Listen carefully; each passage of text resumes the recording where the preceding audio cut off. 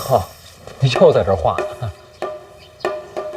时间来不及了嘛，这得抓紧纪念一下。你放心，我查过了，既不违律法，也不犯规矩。郭尚书真是守规矩，读书人嘛，总是有分寸的。大人，这是工作日志。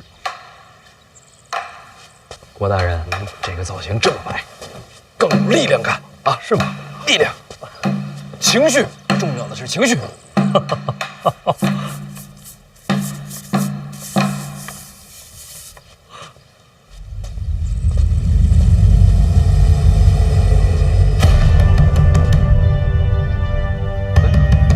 都这个时辰了，考生怎么还不来？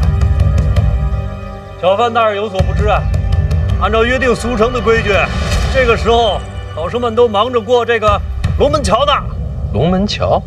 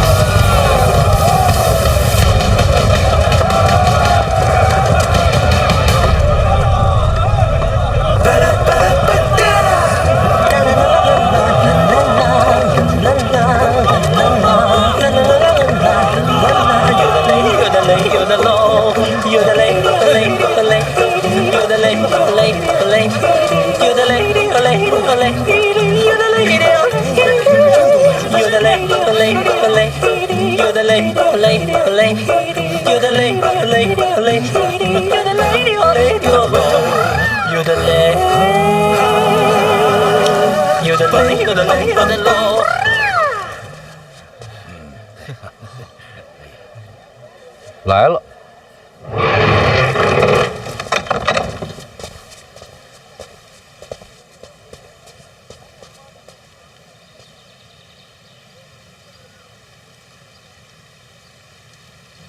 诸位早上好，我是范闲，是小范师先，未来的文坛宗师啊！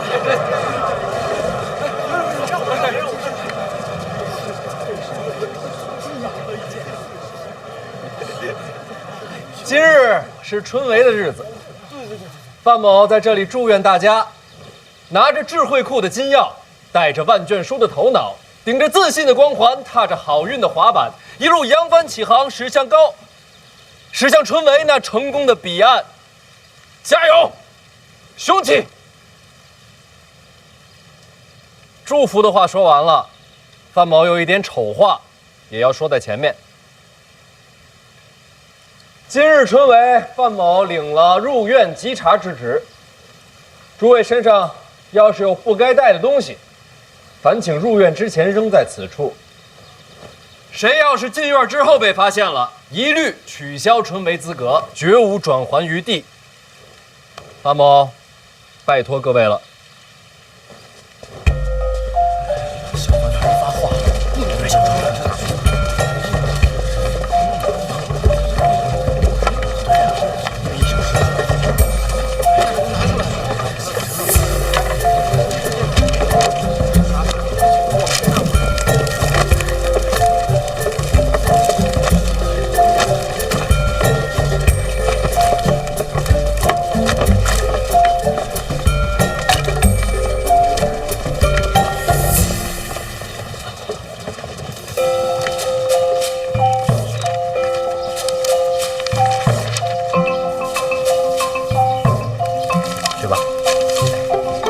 排队啊，一个一个来，东西准备好，查验身份。好嘞。下一个。这边排队。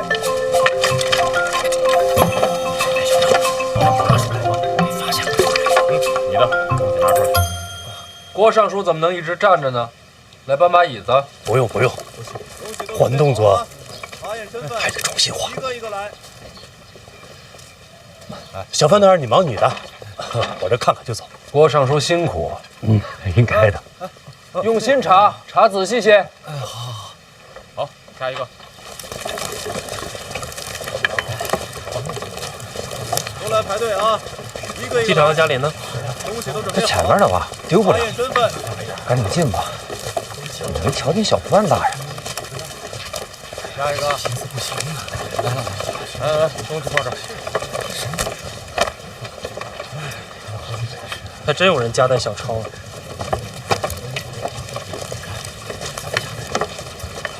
咱是不是来晚了？瞧不见小范大人了？进门就瞧见了。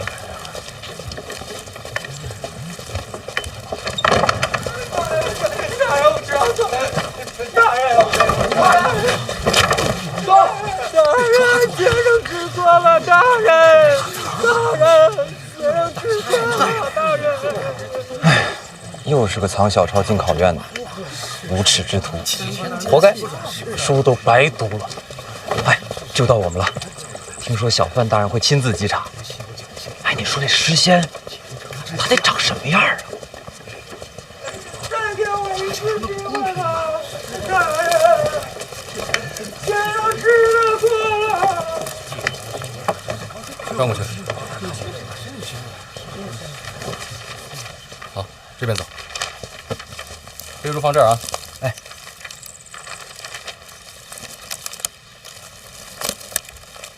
来，往前走。敢问兄台，下一个。那边坐着的那位是何人啊？你连范闲范大人都不认识？他就是范闲。哎，背书放这儿。话，转过去。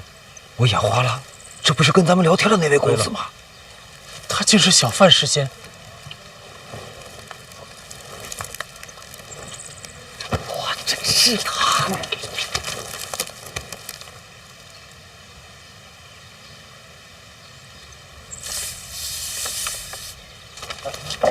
去！下一个。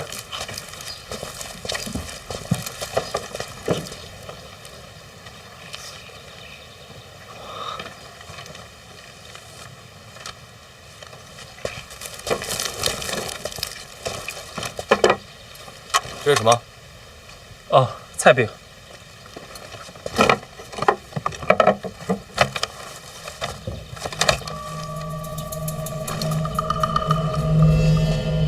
大人，这里没有纸条。这里怎么可？出去，走。我没带小抄。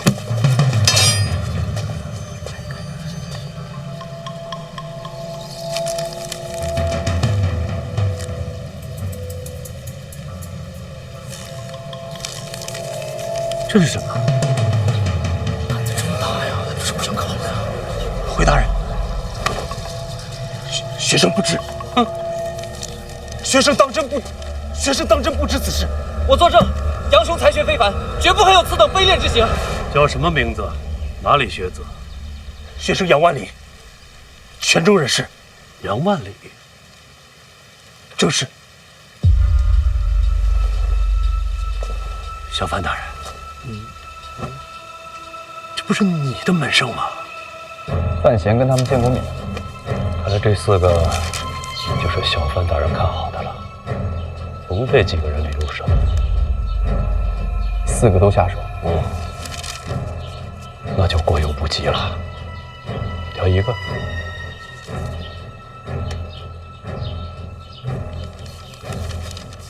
杨万里，小范大人的学生不是，这该如何是好啊？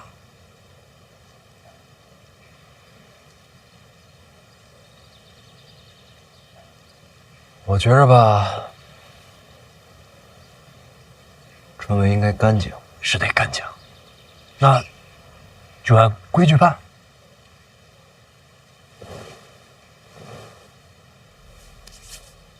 那就好。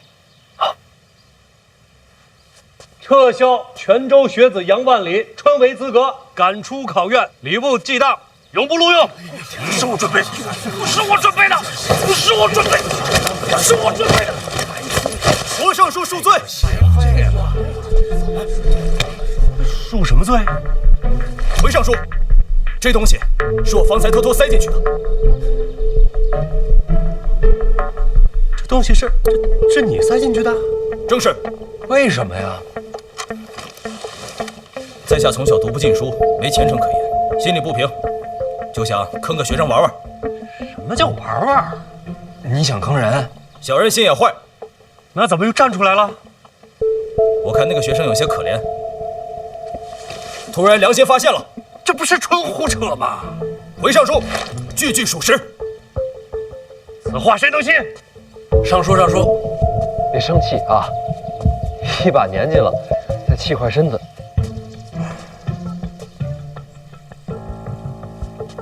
小人好惭愧。你先闭嘴。好嘞。小范大人，杨兄绝不是这种人。郭尚书，礼部的规矩我确实不懂，能不能多问一句？请讲。您刚才说要把这考生逐出考场，礼部记党，正是如此。那这罚的可够重的。请问他犯什么错了？夹带小抄，人品低劣。哪有小抄啊？小范大人，这众目睽睽，那是我干的。闭嘴！好嘞。您说这个呀？这要定罪的话，这就算罪证。要不，咱把罪证打开看看？当然得看，必须得看。我也想看看，这都写的是些什么？肉饼2钱1个，面饼1钱2个。哎呀，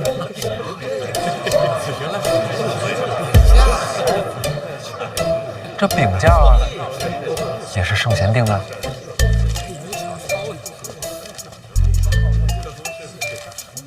哟，这卖的还挺全乎，还有卤菜。既然是饼价，为何藏于篮中？这篮子里装的什么呀？这篮子里装的才……那有没有可能是店家不小心掉进去的？又或者是我记错了？这肉饼2钱1个，确实是上古奇书圣贤所言。要不郭尚书再查查？哎，3日用餐不可油腻啊，你得吃面饼。学生受教了啊！快进去，进去。上！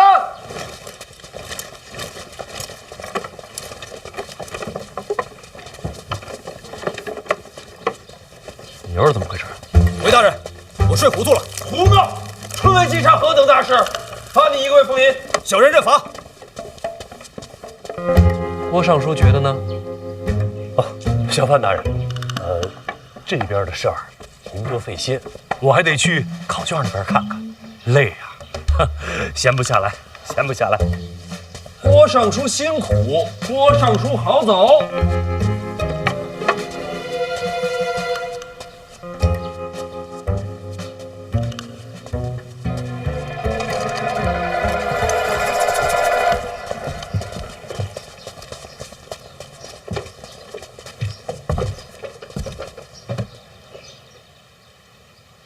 谁教你的？回大人，小人是林相麾下。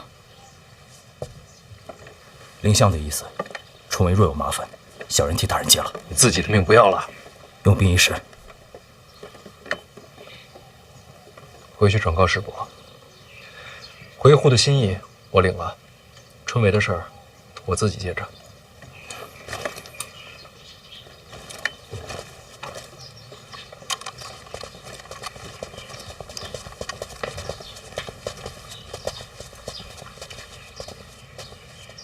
大人，邓子岳一路上暗中护着几位学子，只有杨万里被塞了职。谁干的？谢必安。那就没错了。郭征是老2的人。我这不是被挤进去了吗？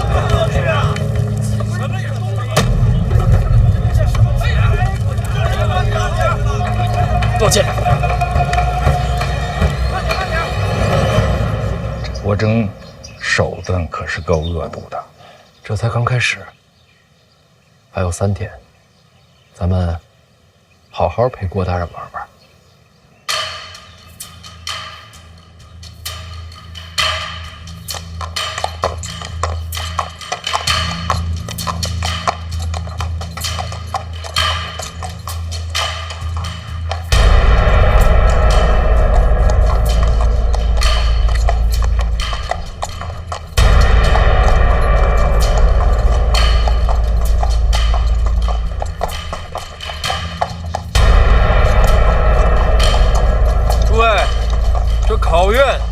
的不仅是你们的才学，也考你们的人品。我祝各位前程似锦，也劝你们好自为之。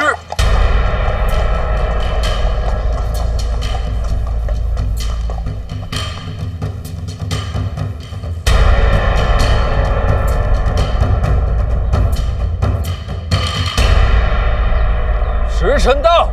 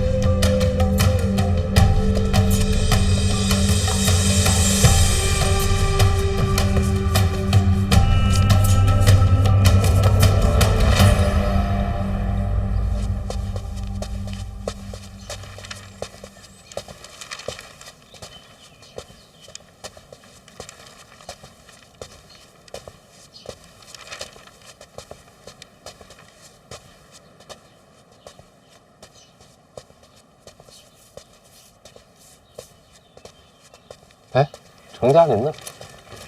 在东二啊。停一下，这是要做什么？大人，该发蜡烛。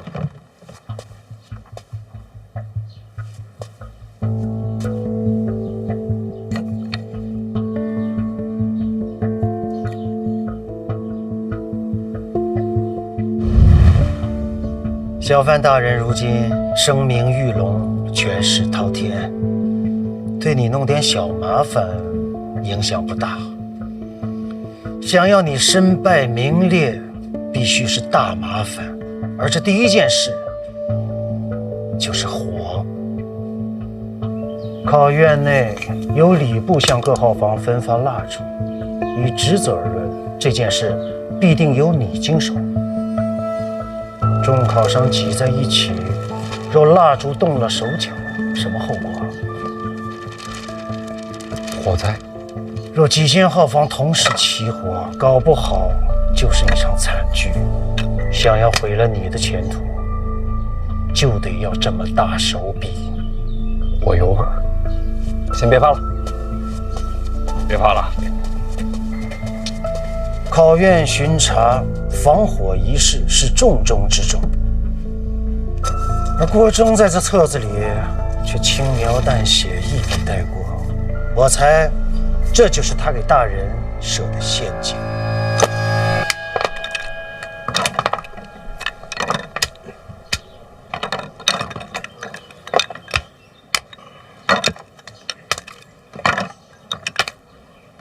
这边也都有火油。哎，大人，这即使掺了火油的蜡烛，那点着了也不过就是冒几个火星子啊，燃几个小火苗，它也不至于引起什么大火呀。不对，那要是考生在休息没盯着火烛呢？哦，那倒是。你想想，这考生们用火烛是做什么？那自然是因为考场内昏暗，把这火烛凑近考卷，照亮考卷之用。对喽，所以这火不用大，把卷子烧了，不就事儿大了吗？哎呀，那可是天大的事儿啊！听见没有？这批火烛不能用。大人，可可是现在去哪儿搞这么多火烛啊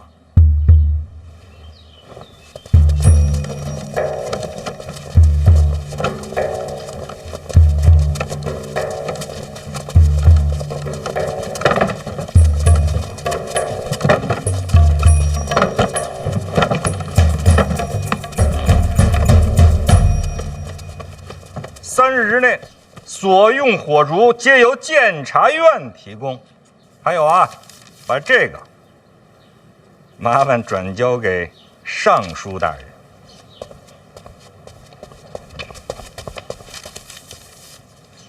辛苦了啊！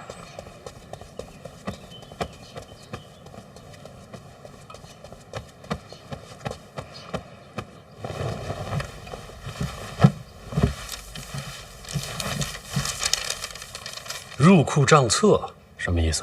监察院的人说，我监察院为考生们提供火烛，此乃大善之事。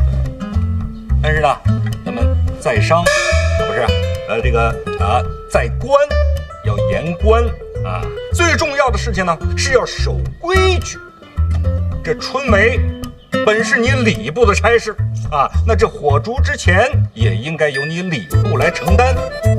当然了，既然是大善之事嘛，这火烛之价钱呢，可以给你减上1成。什么叫在官严官？哪有这种词儿啊？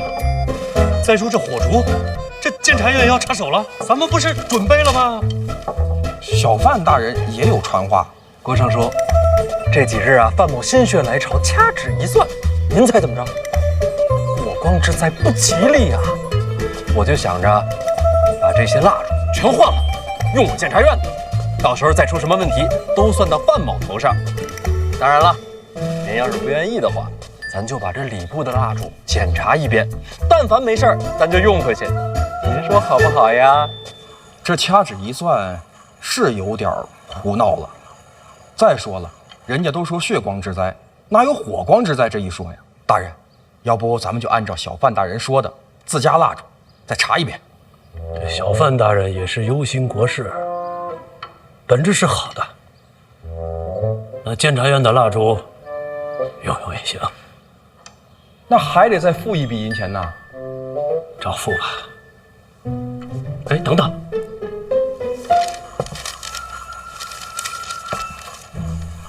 这不是说好少1成吗？这怎么比原价还贵了？还有运费呢。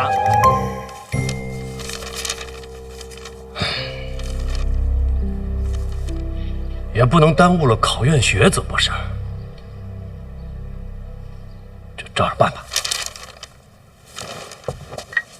来啊，这是你的，谢谢，小心用火，手啊，好嘞，注意安全，这是你的，谢谢，多谢，小心使用，谢谢，小心火烛啊，来，拿好了，好，小心用火啊，来，注意安全，谢谢，谢谢。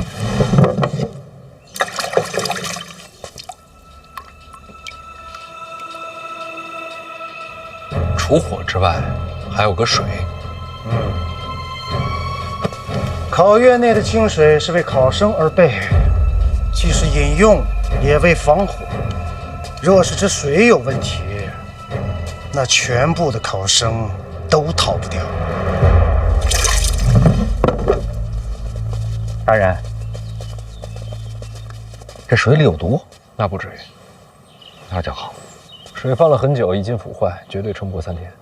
按大人的吩咐，医术的水缸已经抬过来了，全换了。脚步倾斜啊！这次就别收运费了，都听大人的。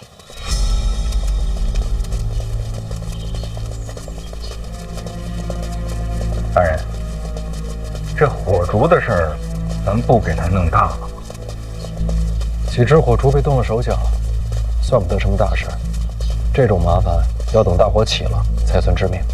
那大火要是真烧起来，那就全完了，可不是吗？那他们就不考虑考虑啊，这些学子们的性命吗？你觉得呢？真奇了怪了，他们平时还有脸说什么父母官？我本来觉得自己心够狠了，没想到他们才是高山仰止。哼，这种高山呀，垮了才好。再想想，还有什么疏漏？水火咱都排除了，衣食住行、吃喝拉撒，这吃喝呀，都是考生们自己带的，他们不可能一一去做手脚。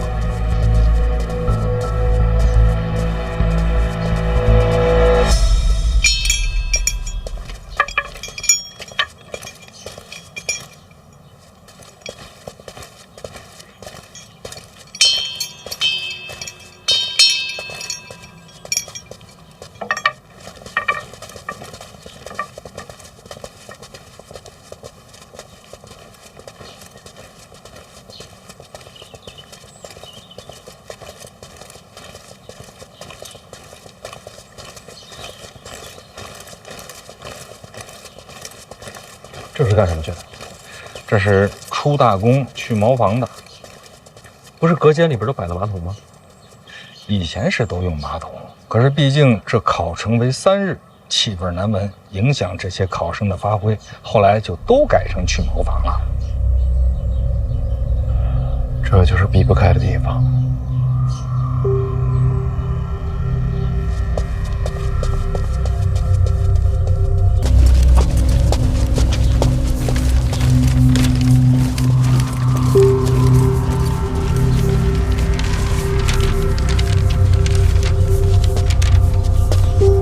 重挖茅房？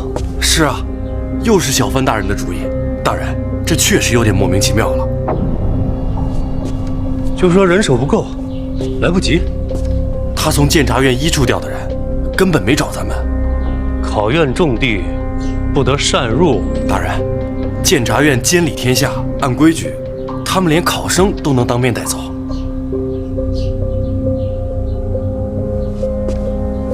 那你还跟我说什么？他请大人调礼部库房的木料和砖石。那是金丝楠，是金砖，建什么茅厕？他说是夸张了点儿，但是什么？但春闱由礼部操办，人他可以出，材料得由礼部出，这样才叫不违律法，不犯规矩。啊，去下去！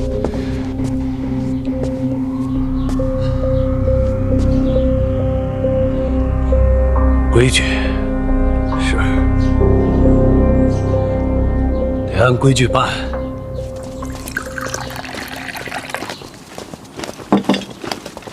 大人，老邓他们新修的茅房修好了，绝对不会影响春闱。大家辛苦了。这想起来就后怕呀！啊，你说他们多阴损呐！啊，在这茅房里边加火油，这天黑下来，啊，学子们拿着他们给这蜡烛，但凡一个不小心，那就是一场大火呀！老王啊，你可能不知道，就那种地方，不光着火，它还能炸。你说这地方它要是炸了，那不得在史书上啊浓墨重彩的写上一笔：某年某月某日某时啊，由范闲范大人主持的春闱啊，众学子葬身于，这多丢人呐！这个还有3天，无论如何，我会护住他们安全。他们的命，父母官不在乎，我在乎。父母官不想保，我来保。哎呀，可惜您为他们做了这么多，他们却全然不知啊。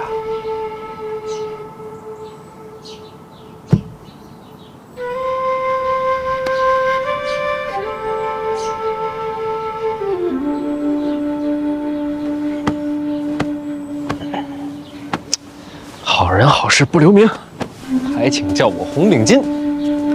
不，大人，您刚才说什么巾？红领巾。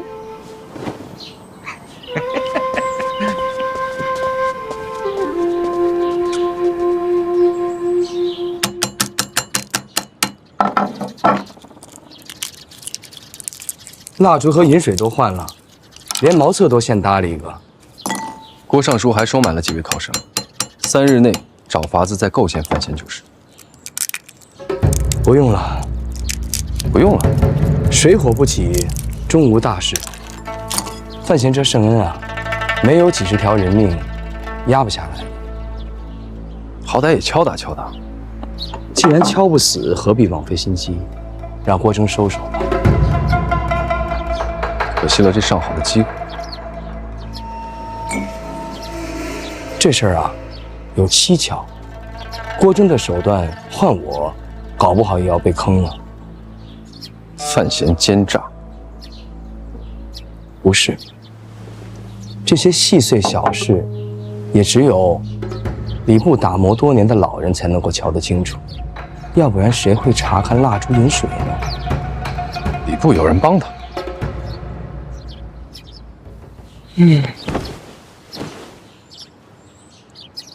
会是谁呢？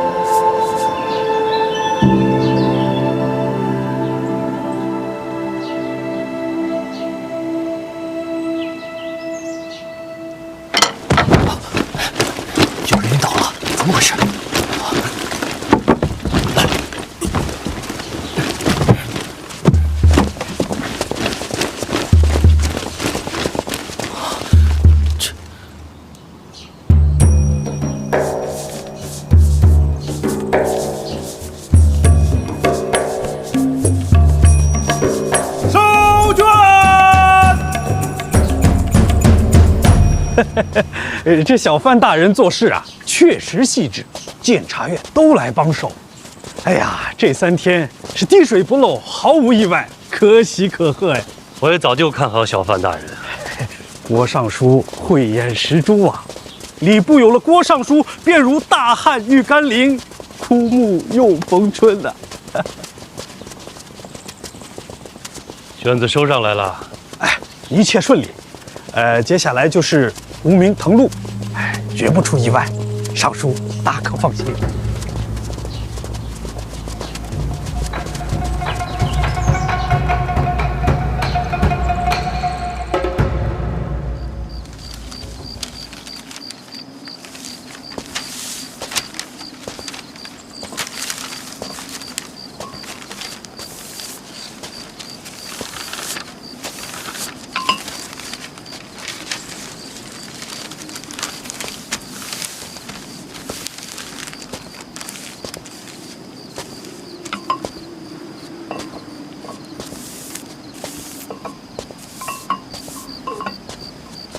小范大人，好，这几天您可是辛苦了，不如先回府上休息吧。那可不行，我还得监督这个胡明超录，陛下给的差事可不能懈怠。哦，能者多劳。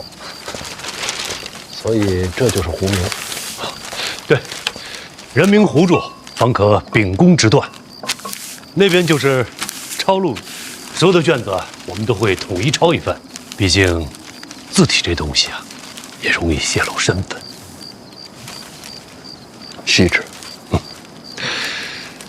抄录完毕，再送去阅卷，仅凭才华取胜。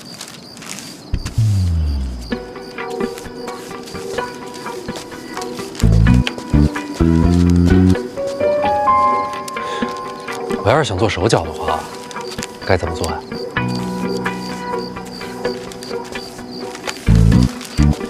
小范大人说了什么？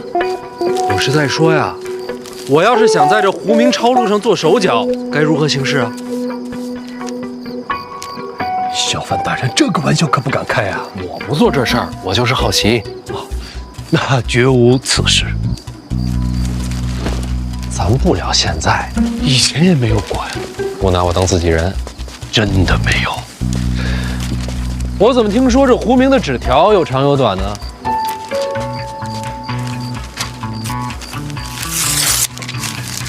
长短不一，也是标记。那边抄录去对吧？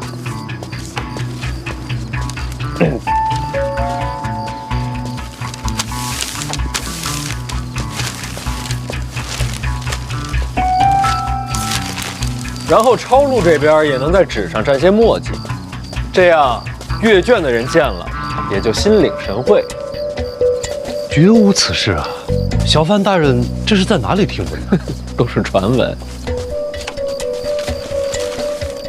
当然了，我相信在座的各位绝没有做这种事儿。毕竟谁也不想死。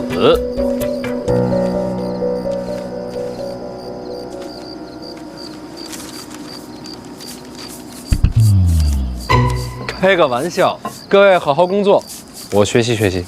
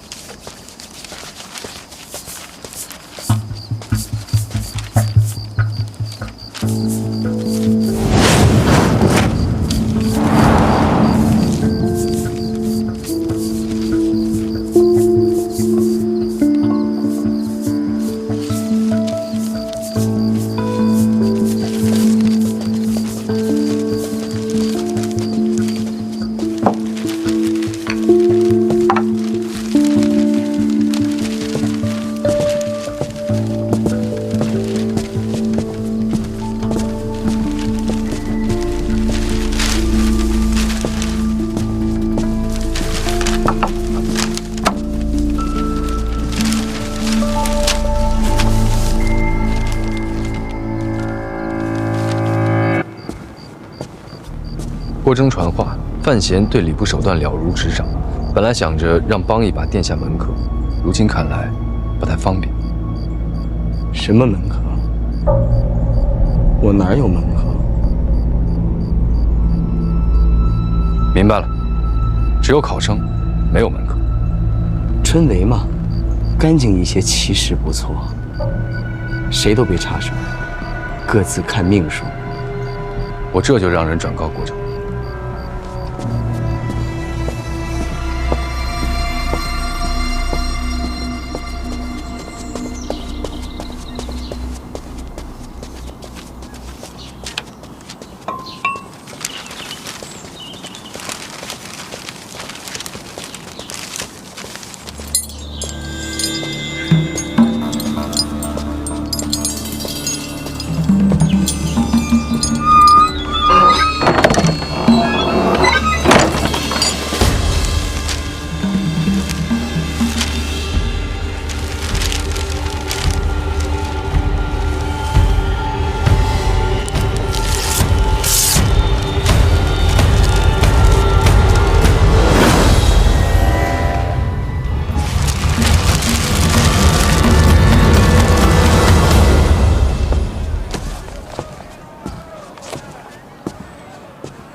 师兄、杨兄，怎么起这么早？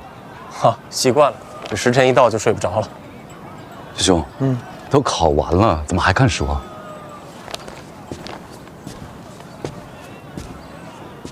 老兄啊，你看，就这句，当时死都没想起来。好了，考完了，不想了。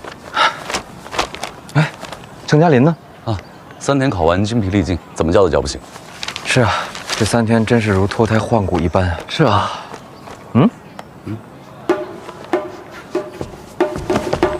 师兄，你有些奇怪啊。侯兄，什么味道？你好香啊！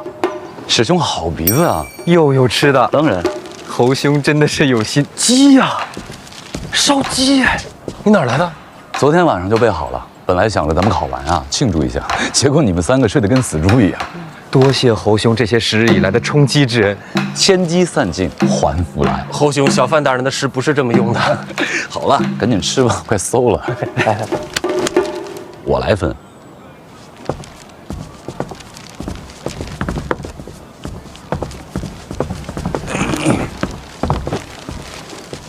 谁曾想，那晚请我喝酒吃肉的，竟然是小范大人。可不是嘛，这谁能想到？是啊，当时我知道的时候都吓了一跳。说起来，进考院那会儿，他菜饼里被寻到纸条，我当时都吓死了。还是小范大人还我清白。哎，咱们4个是不是应该去拜访一下小范大人啊？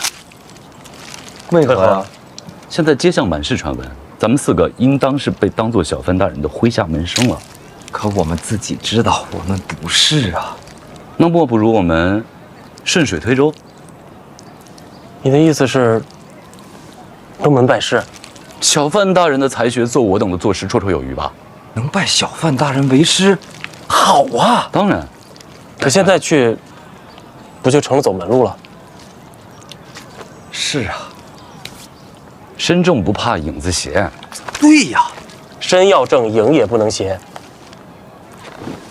啊，我们可以去拜访小范大人啊，但不是现在。何时啊？就算要去，也要等到发榜以后，尘埃落定，才好相见。可，哎，就是这道理。我也是这么想的。给嘉林留点。我是程嘉林，走开。哎，也不知道小范大人此时在做什么呢？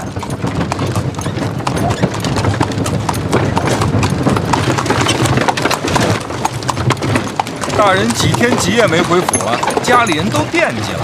那不行啊，这阅卷我得盯着，想要干净啊就得费心。这回全完事儿了吧？几日辛劳，阅卷审完，现在就等放榜了。这一次啊，别的不说，称得上干净、公平。同福客栈那4位怎么样啊？石产力落榜了啊？大人没帮着给？公平就好。其他那3位呢？不出意外的话，那3个人应该都在榜上，尤其是杨万里，文章不错。嘿，大人这眼力啊，那就是超群啊！一共见了4个，这就中了3发。要早知道啊，王某也应该去考上一考。兴许就着大人这鸿福啊，王某还……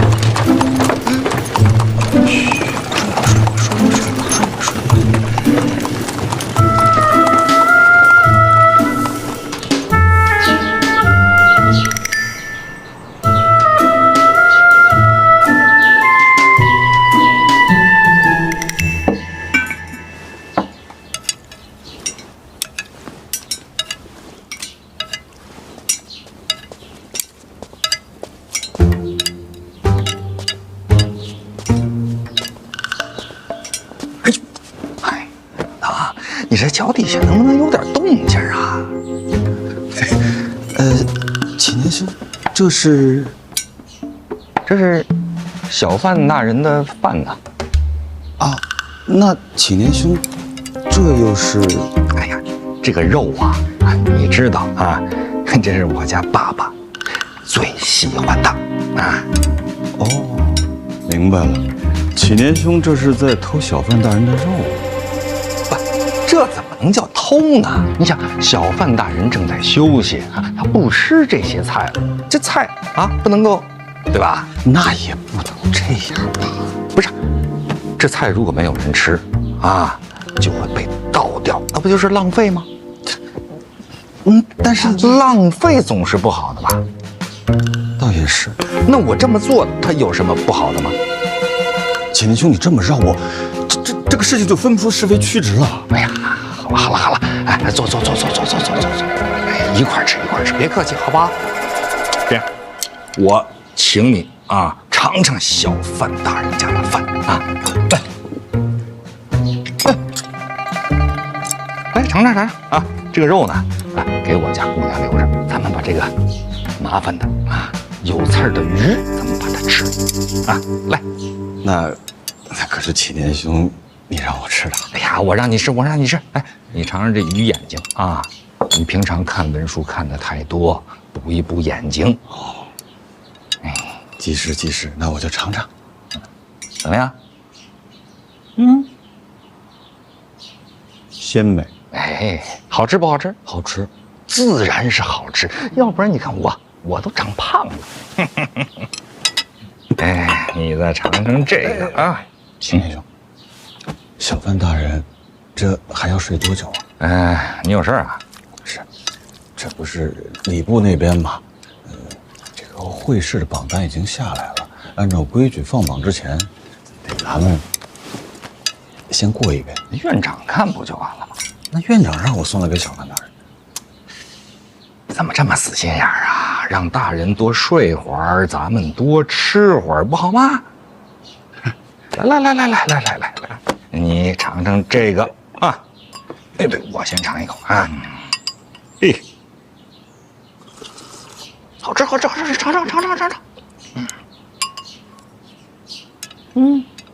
味道怎么样？非常特别的味道。此为何物啊？酸辣。大人请了。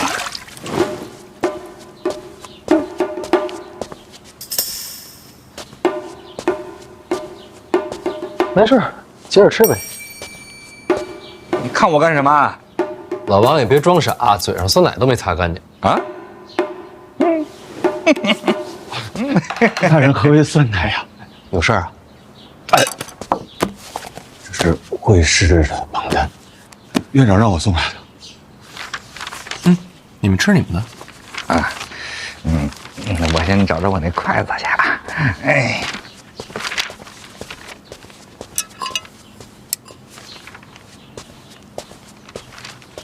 行了，你接着吃吧。哎，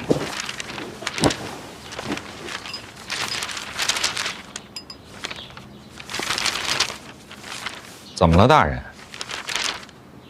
杨万里落榜了，这上面没他名字，是不是犯什么忌讳啊？老王，吃完饭陪我去趟礼部。哎，不吃了。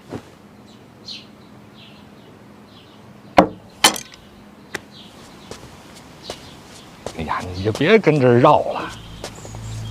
哎，大人，怎么样啊？翻了翻审过的卷子，高中那一批里边有杨万里的，不是胡名了吗？考院里边看过他写的策论，内容我还记得。那是谁抄名字的时候抄漏了？不是，卷子的内容是杨万里的，但名字改了。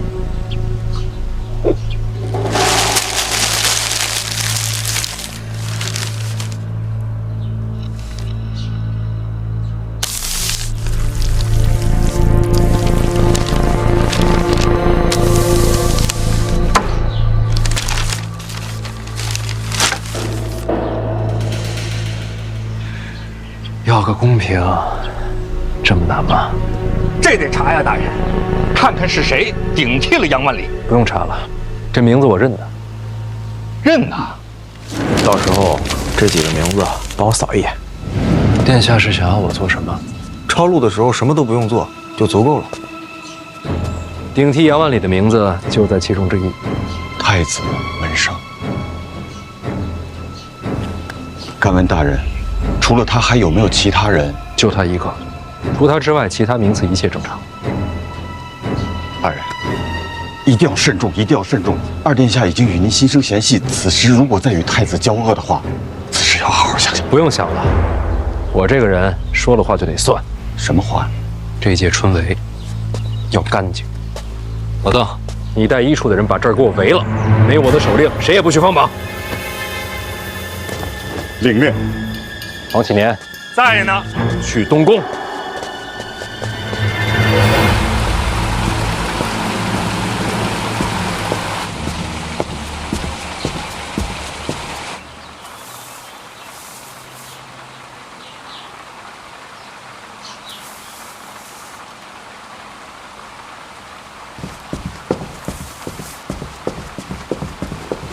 殿下，范大人不请自来了。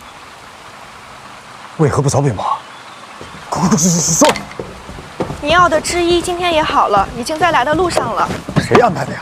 您安排的。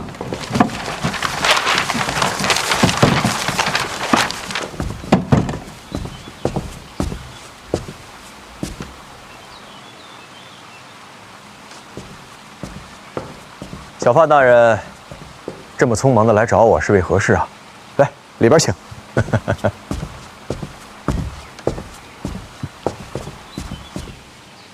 原来范兄是为此事而来。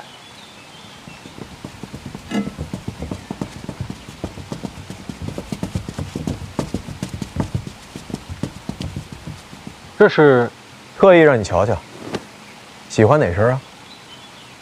我又不懂这些，这是哪个铺子的手艺啊？我做的。殿下啊，随便画的，寻制衣的来做。设计师啊？什么师？啊，没什么。这怎么都蒙着面啊？面相看不得，气质都对不上。懂了。殿下这些衣裳是为谁量身定制啊？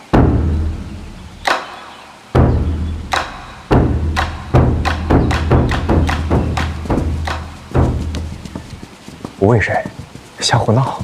水平很高，不算胡闹。我就欣赏你这一点。这要是换个人，就要劝我专心国事了。人嘛，总要有些闲趣。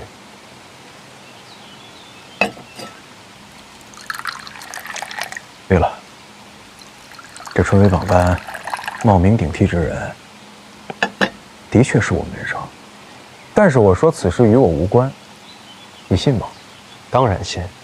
要是殿下做的，绝不可能只换一人，也不会专门针对杨万里。这分明是有人从中挑拨，引你我相争。看得准。范闲把考场围了，全城都惊。然后呢？然后直接去了东宫。难道是太子在榜单上动了手脚？太子可不傻，奇了怪了，陛下都开口了，谁会在这个时候动春闱？除了我二哥，还能有谁呀？不像是他的手段，太直白了些。是谁可以慢慢查，但是眼下最重要的是如何收尾啊！好歹是我门生，不如将错就错。这样，杨万里那边呢，我保他1年之内入仕途，怎么样？假如将来有一日有人将此事移交圣驾之上，参殿下一个春闱舞弊，结果会如何？岂能授人以柄？还是你看得远。这事儿不能就这么忍了。岂止不能忍，还得闹大点。怎么闹？闹到监察院吗？这是春闱考院，是礼部直属之地。你等拦在此处，若误了明日放榜，谁来领罪？监察院1处邓子越愿担此责。哼，监察院什么时候把礼教法度踩在脚下了？刀剑无情，还望尚书大人自重。我倒想看看你这刀剑怎么无情。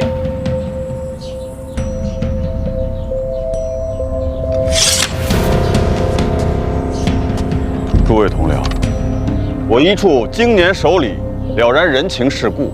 可是监察院有必要了然人情世故吗？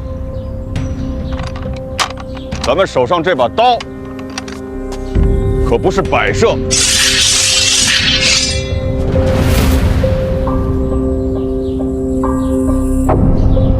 那我就要看看你怎么收场。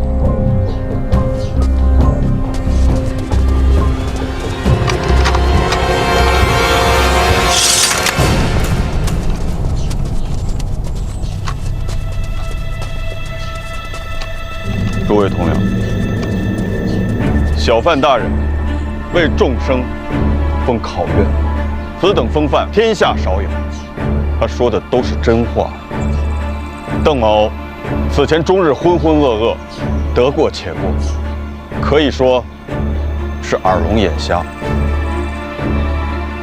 但小范大人来了之后，一处不一样。我相信一处一定能像从前一样，行使监察百官、震慑奸佞的职责。故此，邓某此生决计追随小范大人，还请诸位同僚此后行事对得起身上这身官袍，对得起大庆。对大庆。入宫见驾，小范大人和太子殿下。正是如此。为了什么？听闻是为了春闱舞弊。本届春闱。小范大人都已经把考场给围了。这种事儿你是怎么知道的？街巷满是传闻，小范大人要为天下学子求一份公道。不愧是小范大人。哎，不过你怎么老能听到这街巷传闻，我怎么就没听到啊？街巷传闻谁传出来的？街巷传闻嘛，那谁知道啊？春闱舞弊何等大事，这么快街巷便有传闻，这事儿不合理啊！也许是小范大人自己做的，借民心为弊助，有道理。若不是监察院，消息哪会传这么快？这样一来，那就只能勇往直前，再无退路。我怎么觉得这一步一步是什么在把他往前推呀？谁推他？为了什么？扑朔迷离，瞧不清。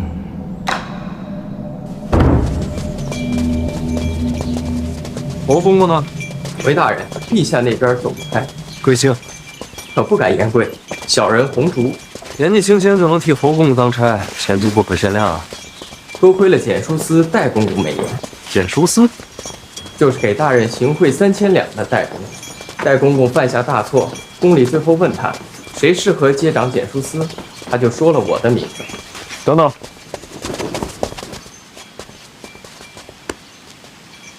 你们二位什么关系啊？回殿下，非亲非故，就是替戴公公捡了次鞋。那这么说起来，你应该怪我。该谢大人。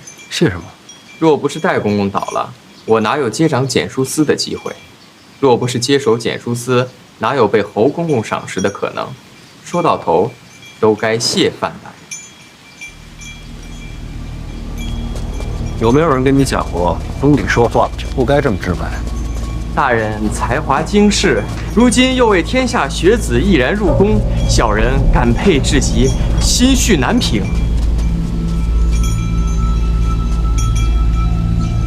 你怎么知道我是为了天下学子而来？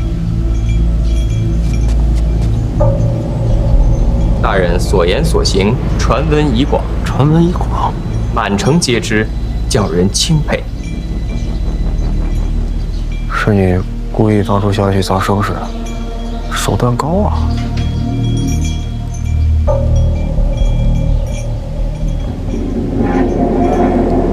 没事，带路吧。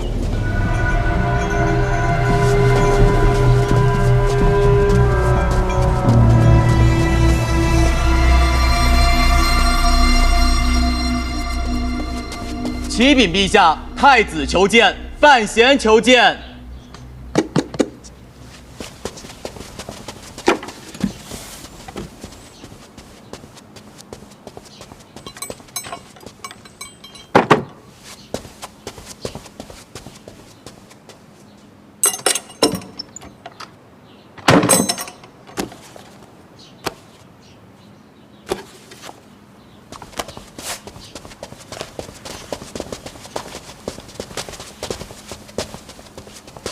儿臣见过陛下，见过陈院长。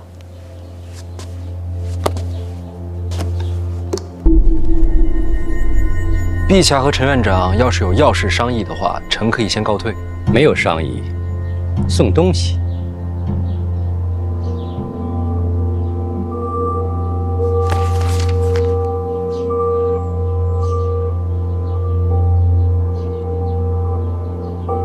陛下，范闲有大事要向陛下禀报。他有大事，你干嘛来了？此大事跟儿臣略有关联。那你就说呗。是，这春闱榜单被人动了手脚，本该上榜的学子换成了儿臣的门生。春闱舞弊事关重大，这分明是有人在栽赃陷害儿臣，儿臣委屈啊！所以儿臣以为此事应该严查。你觉得呢？陛下，臣觉得此事荒唐啊！范闲，春闱稽查是你领的差吗？是我的差事。那你就应该把这个差事办完。考院一处已经查封了，榜单也会修正回来。只是到底是谁动的手脚，该查下去吗？你们觉得呢？春闱科举是国之命脉，臣觉得该查。那就查呗。谁来查？年轻人，你们应该多做些事情。该查多深，敢查多狠。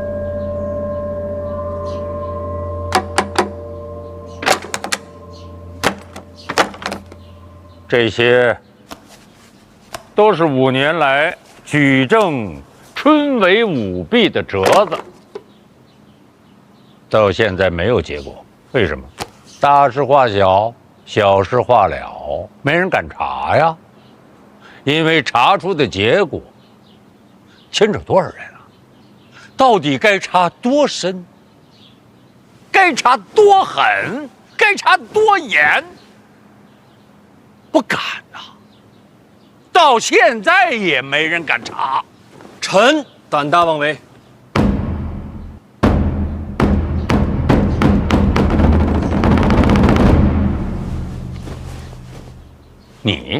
你查？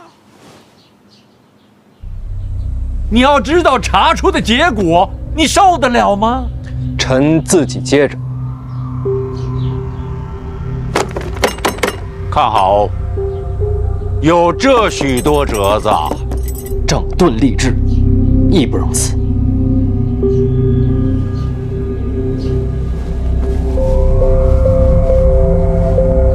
查。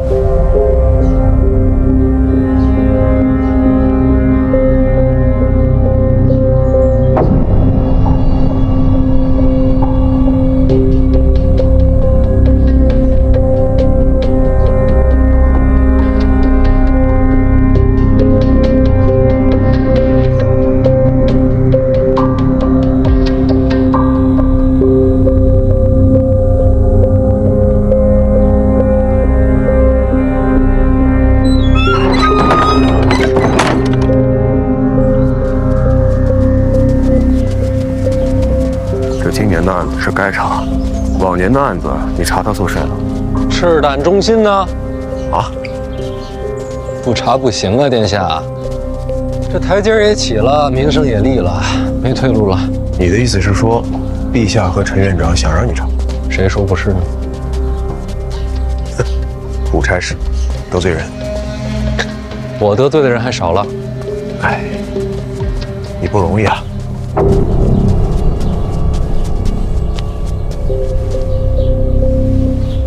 母后召见我，你先行一步吧。好。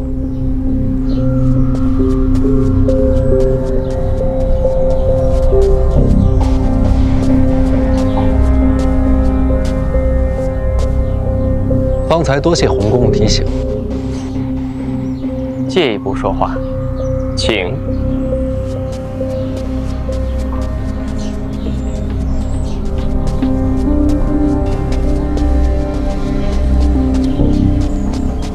有话说。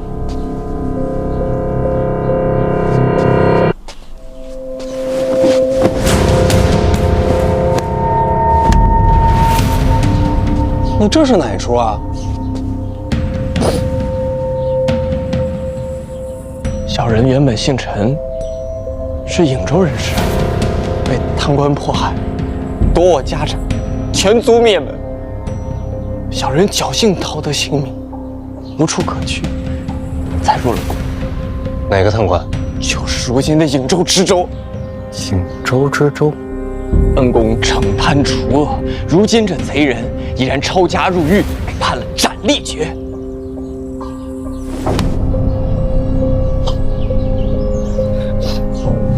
若不是恩公出手主持正道，小人的血海深仇，绝无得报。这陈院长查的名册，督察院办的案子，怎么写到我头上了？小人虽然愚钝，但也明白是恩公在推行此事。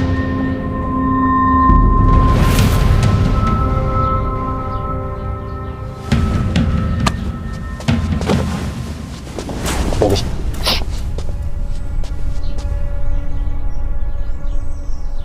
你这身份，如今宫内几人知晓？入宫之时，登记在册，我是胶州人士。在这宫里，我只姓洪啊。本族往事无人知晓。洪字怎么来的？入宫时遇到一位姓洪的老太监，对我有所看顾，我便也姓了洪。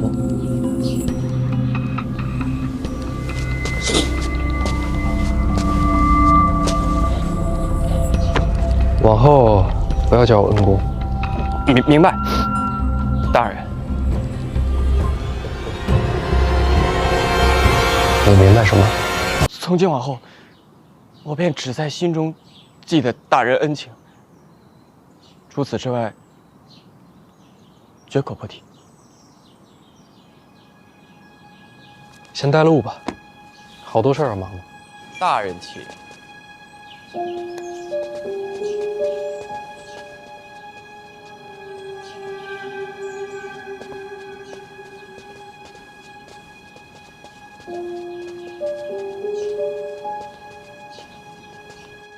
范闲把金榜换名的事捅到圣驾前了。那不止，陛下把这几年的舞弊案都丢给他了。可金榜上冒名的，毕竟是你的门生。母后，我觉得范闲说的对，这事不是我安排的，终究是隐患，莫不如光明正大。至于门生嘛，也不差那一两个。话是这么说，终究落了你的脸面。我哪有什么脸面啊？你是太子，正因为是太子，才要不得脸面。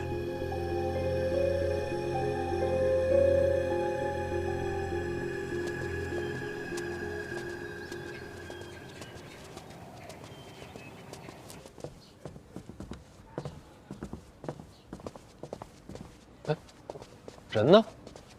啊？人？不是都让老邓带着去封考院去了吗？你瞧这脑，哎，给我吧。别，大人，是我不累，我都抱会儿宫里的东西。还得辛苦你去给邓子越传个话，春闱放榜一刻不能耽误。哦，那榜单呢？自然要把杨万里的名字改回来。那谁改？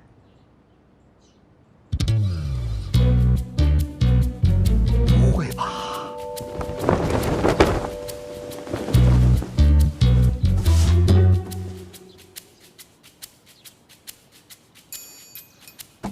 不是，这么多字儿啊！啊！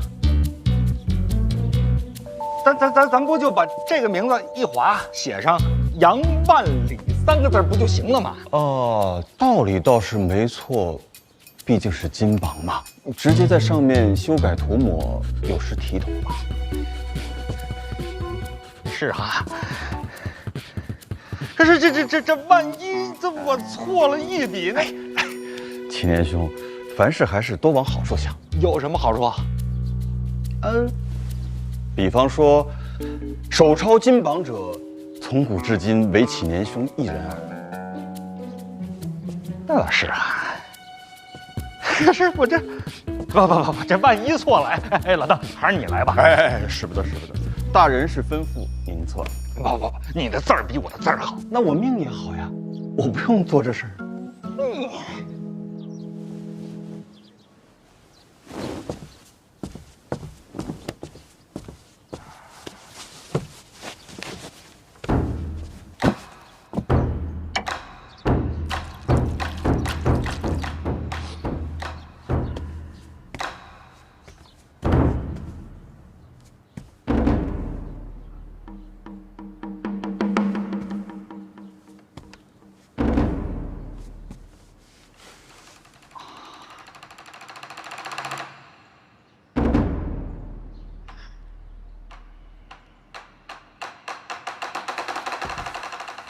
按理说，此事该当礼部的人动手才对。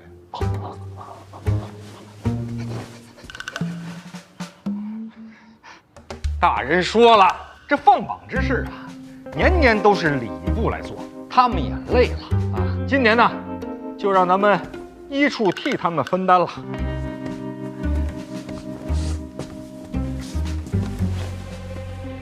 可以用不着这么大一张榜。大人还说了啊，这届春闱啊，要的就是个公平。之所以用这么大的榜，就是要昭告天下，公平。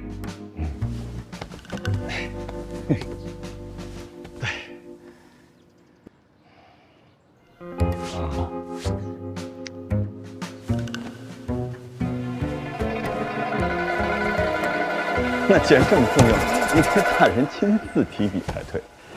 你这话能不能过脑子啊？大人那笔字儿，啊，哎呀，确实是，大人亲笔的话会伤了自家颜面。哎呀，再说了，大人现在正忙着呢。陛下把这些年的春闱舞弊案，都扔给大人了，大人正查案呢。都是些陈年旧案呐，从何查起？不是你能不能不说话呀？我这万一写错了呢？我也是担心大人嘛。在牢里查。牢里？哪里的牢？咱医处自己的牢里，别说话了，行不行？哎呀！哎呀！看看歪没歪？秦天兄，无从判断呀。这看不出来吗？委实看不出来呀。就这么着吧。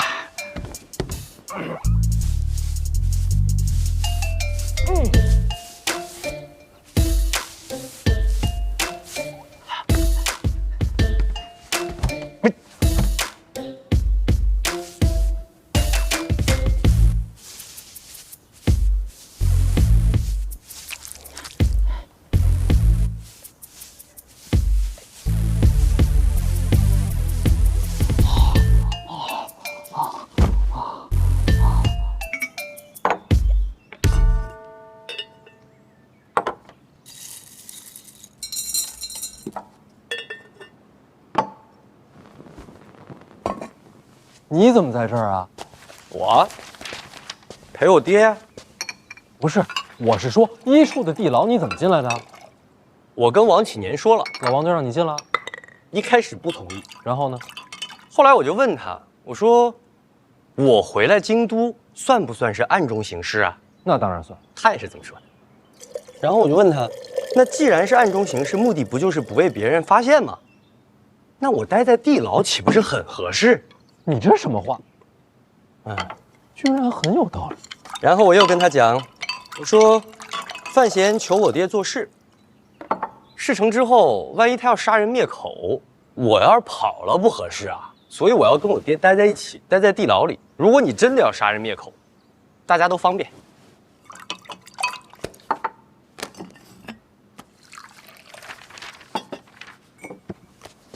爹，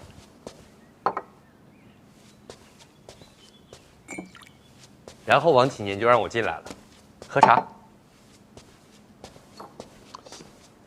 你就不怕我真的杀人灭口？你不是那种人。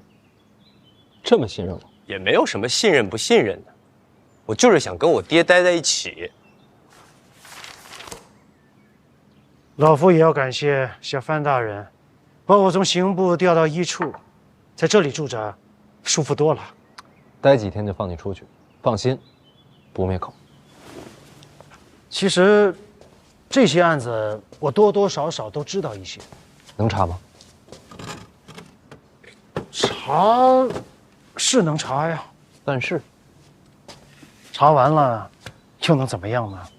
说到底，能往城卫里塞人的就那么几个：太子、皇子、长公主、林相、陈院长，还有军部老秦家，这几个，哪个能治罪啊？放心，我不傻。没想要把这些大人物拉下来。小范大人明鉴。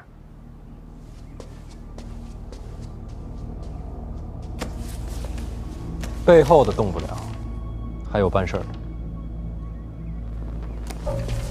从中调停，收取钱财，这样的官员也不在少数。动一批吧，最起码几年内让动了心思的人知道害怕，这样公平多少也能保住些。要查办事的，差不多都是礼部的。礼部清官多还是贪官多？大人，你觉得拿多少银子算清官啊？郭先生莫开玩笑，是大人先开的玩笑。那就一个一个查，犯错的都不放过。那既然这样，我给你列个名单，这些人办事毛躁，从他们开始会简单些。麻烦了。其实这案子最重要的是那些苦主。什么苦主啊？那些被诬陷的、被收买的、被改名换姓的考生们，他们就是苦主。办案嘛，总得需要原告嘛。多谢郭先生提醒。不要谢我，是天下学子该谢小范大人。严重吗？扫清积弊，还天下读书人一个公平，再怎么谢都不算重。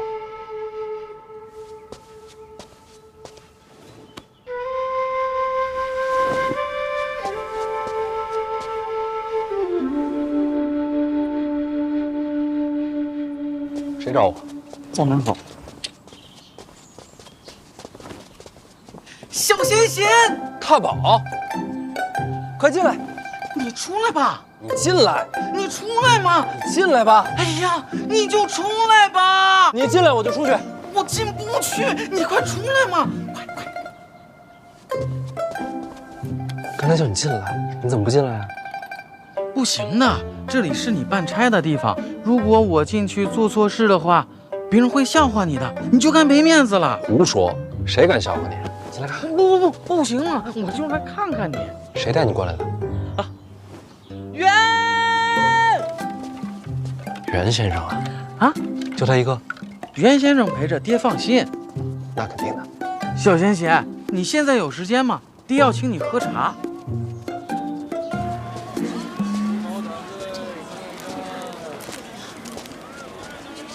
世伯要是找我，随便找个人叫我一声就行，干嘛还让大宝亲自跑一趟？大宝啊，他自己也想你啊。大宝性子纯真，难免会受欺负。以后麻烦小范大人多照应着点啊。话里有话。大人，您想多了啊。老夫还有些杂事要办，麻烦小范大人陪着大宝回府。你忙你的。放心，就算你不说，我也护着大宝。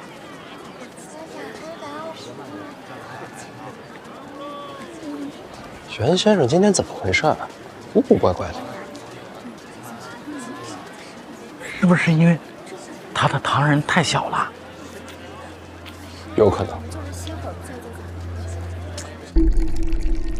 陛下让你查近年春闱舞弊，消息传得这么快？不瞒你说，这些年往榜单里塞人的事，我确实也做了不少。真要查，第一个查我就行。别看了，没试探。说真的，这能怎么真啊？你接手此事，转眼间全城传遍，这说明什么？说明陛下要让你借机扬名，为接手内库做准备。我知道，今日上殿，陈院长提醒我了。那你怎么办呢？真要查，查谁？查谁都是祸事，不小心就会树敌无数。既然如此，不如就查我算了。我提前弄几个人，到时候扔给你。一来给陛下有个交代，其次我能替你护着点儿。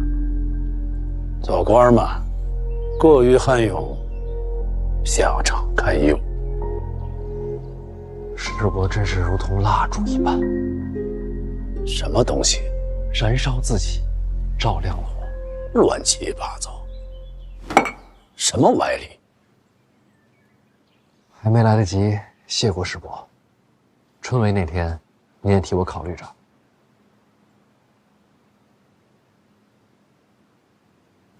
你自己做得很好，我的这些安排，你都没用着。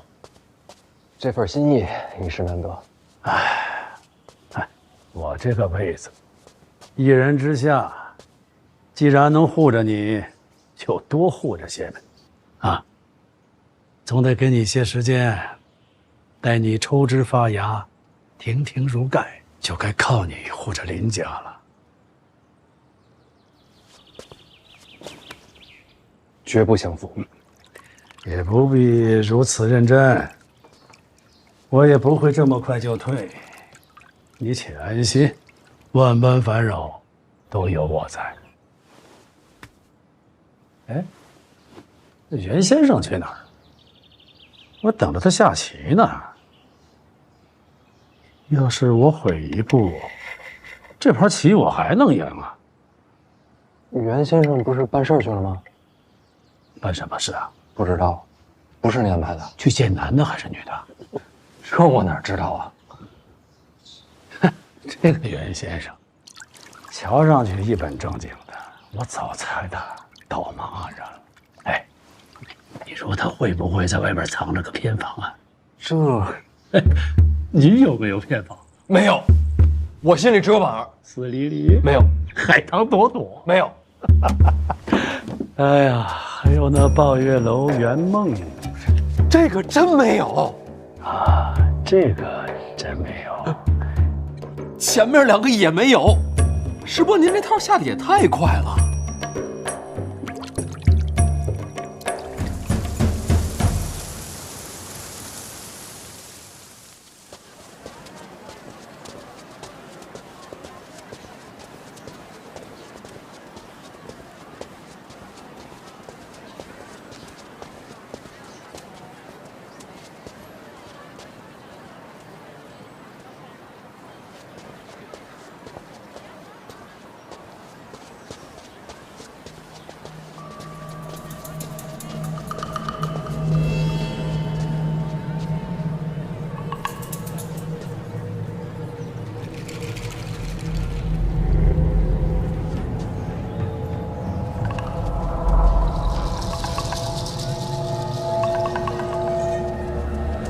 你终于来